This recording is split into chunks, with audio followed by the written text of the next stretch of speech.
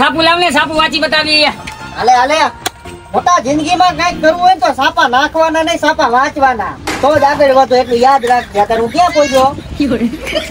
હા મોટા ગાયો ગાહે ને કડક ચા બનાય અને એવી કડક એવી કડક એવી કડક. એટલે હાથ બોલ કાલ માર બૈરાનું શ્રીમત છે. તો હવે સાંભળ એવી કડક કે ચમચી હે ને ઊભી રહી જાવી જોઈ. ગોયલું ઈ પ્રમાણે જેવું લાગ્યું ગાડારીમાં થાંભલો ઉભો કરવો હોય ક્યાં. પેલા દાદા ચામાં ચમચી ઊભી રાખી શું કરવી? અરે ઈ તો ખાલી કહેવાનું હોય બાકી ચામાં થોડી ચમચી ઊભી રાખવાની એટલે એવી કડક એમ. કયો ગા તું ચા બનાવ તેમાં ફાકી બનાવી ચા.